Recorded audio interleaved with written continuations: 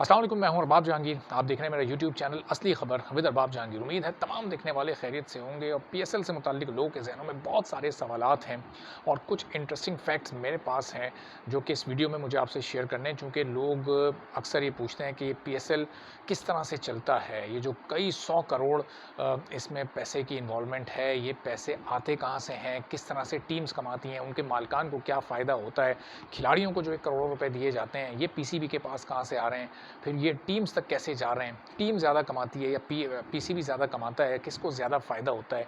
तो ये जो पूरा एक मॉडल है ये इस मैं कोशिश करता हूँ कि कुछ चीज़ें आसानी के साथ आपको समझा सकूँ। ये जो इसके फैक्ट्स और फिगर्स हैं वो आप तक पहुँचा सकूँ।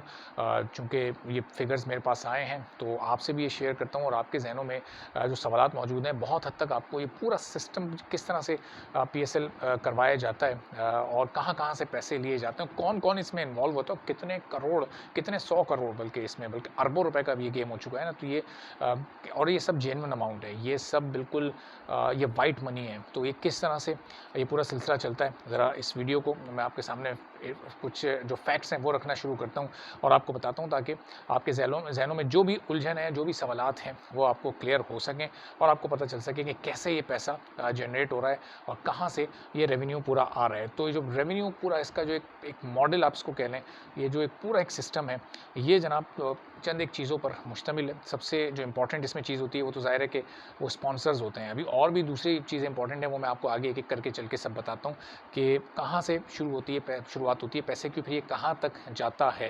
तो ये जो स्पॉन्सर्स होते हैं पीएसएल और पीएसएल टीम्स को जो स्पॉन्सर करते हैं, सबसे मेन और बुनियादी चीज़ ये ज़रा मैं 2-3 चीज़ें आपको मेन बता दूँ, फिर इनकी डिटेलिंग भी फिर ज़रा आगे चलकर करते हैं। फिर जनाब ब्रॉडकास्टिंग राइट्स जो होते हैं, जो कि जो टीवी चैनल्स इसको ब्रॉडकास्ट करते हैं, ज़ाहिर है कि मेजर जो चंक है अमाउंट का वो टीवी चैनल्स कैसे इसको हासिल करते हैं, ये भी थोड़ा-सा मैं आपको आगे चलकर बताता हूँ। फिर पीएसएल की जो तमाम टीम्स हैं, वो प्राइवेट कंपनीज़ उनको ओन कर रही होती हैं और वो कंपनीज़ भी इसमें इन्वॉल्व होती हैं। और फिर जो सबसे इम्पोर्टेंट फैक्टर होता है, वो है पीसीबी यानी पाकिस्तान क्रिकेट बोर्ड, जो कि इस पूरे सिस्टम को इन सब को मर्ज करके चला रहा होता है और वहीं से ये जो रेवेन्यू है, वहाँ से जनरेट होके किस तरह टीम्स तक जा रहा होता है, ये ज़रा मैं आपको सामने रखता हूँ। क्योंकि पीसीबी जो ये पूरा रेवेन्यू कमाता है, वो किस तरह से कमाता है। एक तो सबसे मेन इसकी जो टाइटल स्पॉन्सरशिप होती है, जो कि पीएसएल के नाम के साथ एक और नाम लगा हुआ आप देखते हैं, एचबीएल।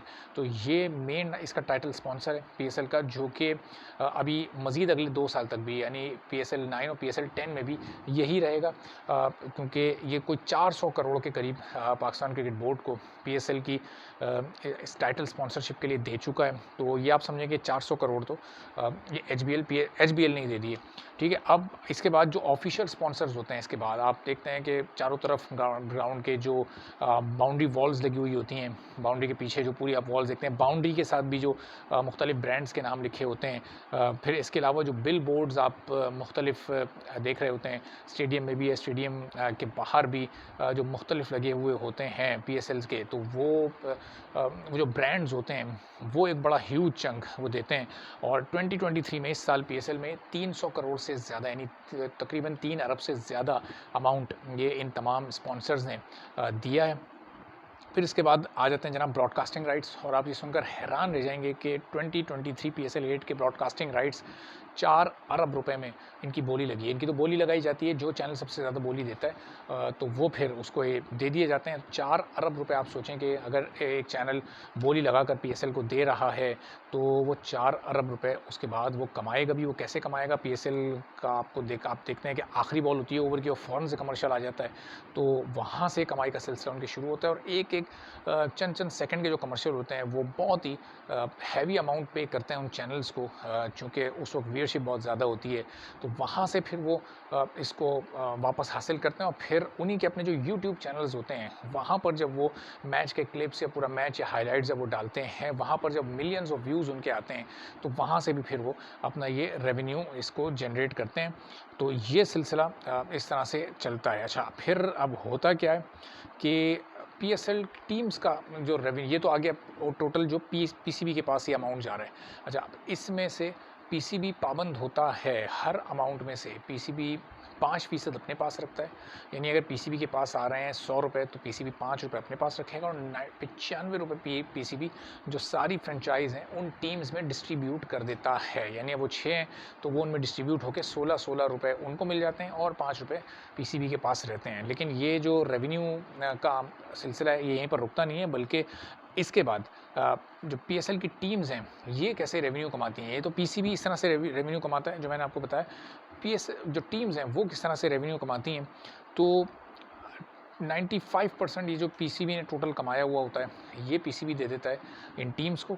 इसके बाद जो इनकी टी शर्ट्स होती हैं आप देखते हैं कि जो मुख्तलिफ कराची किंग्स, लाहौर कलंदर्स, मुल्तान सुल्तान, ये तमाम टीम जो टी शर्ट्स पहनी हुई होती हैं उस पर जो मुख्तलिफ लोगोस कई तरह के आपको स्लीव पर, फ्रंट पे, पीछे बैक पर और कई जगहों पर जो मेन लोगोस होते हैं, फिर जो फ्रंट पे थोड़ा सा नीचे की तरफ एक बड़े ब्रांड का नाम लिखा हुआ होता है। तो वो ये जो 7-8 किस्म के स्टिकर्स लगे होते हैं ये सारी कंपनीज़ ये पे करती हैं पीएसएल की फ्रेंचाइज को। तो ये एक ह्यूज अमाउंट होता है ये भी जो कि इन टीम्स को मिलता है और ये करोड़ों में होता है। ये कोई भी बात ये लाखों में या चंद करोड़ की नहीं होती, बल्कि ये एक ह्यूज अमाउंट होता है जो कि इन पीएसएल फ्रेंचाइजेस को मिलता है। फिर इसके साथ जो टिकट की सेल होती है, आपको पता है कि कुछ मैचेस ऐसे होते हैं जो कि हाउसफुल होते हैं। पिछले 2-3 सालों में ये टिकट ऑलमोस्ट 50-50 करोड़ के टिकट पूरे पीएसएल के सीज़न के बिके हैं। तो कि और इस साल ज़ाहिर जैसे जैसे ये सिलसिला आगे बढ़ रहा है तो ये और भी अमाउंट बढ़ता जा रहा है, चूँकि टिकट महंगे भी होते जा रहे हैं। तो ये इस साल ये लग रहा ऐसा एक एस्टीमेट बनाया गया है, वो ये बनाया गया है कि 60 से 70 करोड़ के टिकट्स 2023 में बिकेंगे। तो ये 60 से 70 करोड़ के जो टिकट्स बिकेंगे 5% इसमें से अमाउंट पीसीबी रखेगा, बाकी तमाम अमाउंट पीसीबी इन फ्रेंचाइजेस को शिफ्ट कर देगा। तो ये भी एक ह्यूज अमाउंट बनता है जो कि उनको दिया जाता है। तो अच्छा, फिर मर्चेंडाइज़ रेवेन्यू जो होता है, जिस तरह हम जो टीम्स होती हैं उनकी टी शर्ट्स देखते हैं और बहुत सारी चीज़ें इस तरह की देखते हैं जो कि प्रोडक्ट्स होती हैं, मुख्तलिफ उनकी बॉल्स या बैट्स या और इस तरह की कुछ चीज़ें वो निकाल देते हैं जो कि लोग जाकर ख़रीदते हैं। इसका भी अगर आप टोटल फिर 1-2 महीनों की जब तक पीएसएल चल रहा होता है कॉस्ट आप निकालें तो ये भी जाकर करोड़ों में ही बनती है। अब ये जो इस वक्त पीएसएल का आखिर में, सबसे आखिर में जाकर आता है, जो पीएसएल जब जीतती है टीम तो उसको एक बड़ा प्राइज़ मिलता है जो कि इस साल तकरीबन 13 करोड़ रुपए का अमाउंट है।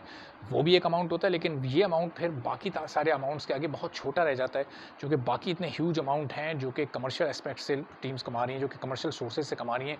तो ये फाइनल जीतने वाला अमाउंट, ये इतनी इंपॉर्टेंस इसकी रह नहीं जाती है। 13, 14, 15 करोड़ का अमाउंट फिर कोई मायने नहीं रखता, लेकिन बहरहाल ये भी एक अमाउंट होता है जो कि जीतने वाली टीम को मिलता है, फिर ये उसमें डिस्ट्रीब्यूट होता है। पीएसएल की जो इस वक्त तमाम टीम्स, यानी जो 6 टीम्स की जो वैल्यू है टोटल, जब ये स्टार्ट हुई थी तो ये उस वक्त इतनी वैल्यू नहीं थी। उस वक्त सबसे महंगी कराची किंग्स कोई 26-27 करोड़ की टीम थी, कोयटा सबसे सस्ती कोई गालिबन 11 करोड़ की टीम थी। तो उस वक्त ये सारी टीम्स मिलाकर भी कोई 100 करोड़ के आसपास ये पहुंच रही थी, इससे ज़्यादा इनकी वैल्यू उस वक्त नहीं थी। लेकिन अब इस वक्त अगर आप पूरी पीएसएल की 6 फ्रेंचाइज की वैल्यू लगाएं तो ये 600 करोड़ से ज़्यादा पहुंच चुकी है। यानी हर टीम 1 अरब से ज़्यादा अब आगे निकल चुकी है। तो उससे आप अंदाज़ा लगा सकते हैं कि कितना ह्यूज अमाउंट अब इसमें इन्वॉल्व हो चुका है, कितना पैसा इसमें आ चुका है। जो टोटल कॉस्ट इस वक्त पीएसएल की है, जो सारे खर्चे, सारे लवाजमात, पीएसएल का पूरा जो एक टोटल खर्चा है 1 to all A to Z, जो इस वक्त टोटल खर्चा है पीएसएल का 1400 करोड़ का इस पीएसएल 2023 पीएसएल 8 में ख़र्चा हो रहा है, जिसमें सब कुछ शामिल है। प्लेयर्स का खाना पीना, होटल, रहना, आना जाना, ग्राउंड, पीसीबी के एम्प्लॉयज़, उनकी सैलरीज, ये वो जो सारी चीज़ें मिलाकर 1400 करोड़ का ये ख़र्चा है। और अगर आप इस 1400 करोड़ के बदले में आप देखें कि 4000 करोड़ का तो सिर्फ जो राइट्स हैं, ब्रॉडकास्टिंग राइट्स, वही आए हैं। तो ये अभी शुरू होने से पहले ही ये आप समझें कि 3 गुना ज़्यादा प्रॉफिट में तो ये सिर्फ एक एस्पेक्ट से ही जा चुका है। अच्छा, इसके बाद जो प्लेयर्स कैटेगरी होती है, प्लेयर्स को भी ज़ाहिर है फिर, चूँकि ये प्लेयर्स को जो अमाउंट मिलता है वो किस तरह से मिलता है। जो 5 कैटेगरीज़ पीएसएल ने इसकी डिसाइड कर रखी हैं। एक तो प्लैटिनम कैटेगरी होती है जो सबसे ज़्यादा बेहतर कैटेगरी होती है, उसके बाद डायमंड है, गोल्ड है, सिल्वर है, एमर्जिंग है। तो प्लैटिनम कैटेगरी के प्लेयर को कोई $2.25 लाख के करीब अमाउंट मिलता है, थोड़ा बहुत कम ज़्यादा होता है। अच्छा, डायमंड कैटेगरी को तकरीबन $1.5 लाख के करीब अमाउंट मिलता है। फिर इसी तरह गोल्ड, सिल्वर और एमर्जिंग में आके ये अमाउंट कम होता जाता है, लेकिन को कम नहीं, मतलब को बहुत कम नहीं होता। और जाहिर है कि दूसरे ममालिक से, यानी अगर आप आईपीएल से मवाजना करें तो शायद ये अमाउंट लोगों को कम लगे इंटरनेशनल क्रिकेटर्स को, लेकिन बहरहाल ये भी बहुत ह्यूज अमाउंट होता है। उम्मीद है कि काफ़ी हद तक आपको पीएसएल का ये पूरा सिस्टम कैसे चलता है, बिज़नेस मॉडल क्या है, किस तरह से टीमें पैसा बनाती हैं, कितना कैसे इनके पास रिकवरी होती है, और चैनल ये टीम्स के जो ओनर होते हैं ये हर हाल में फ़ायदे में ही रहते हैं, ये किसी तौर पर इनको नुकसान नहीं होता। आपको पता है कोई भी बिजनेसमैन अगर किसी चीज़ में 1 करोड़ लगाता है तो कई करोड़ वसूल भी कर लेता है। उम्मीद है वीडियो आपको पसंद आई होगी। चैनल पर नहीं तो चैनल सब्सक्राइब कर लें, बेल आइकॉन प्रेस कर दें ताकि तमाम इस तरह की वीडियोस और इस तरह के इंटरेस्टिंग फैक्ट्स मैं आपसे शेयर करता रहूँ। इजाज़त दीजिए, अल्लाह हाफ़िज़।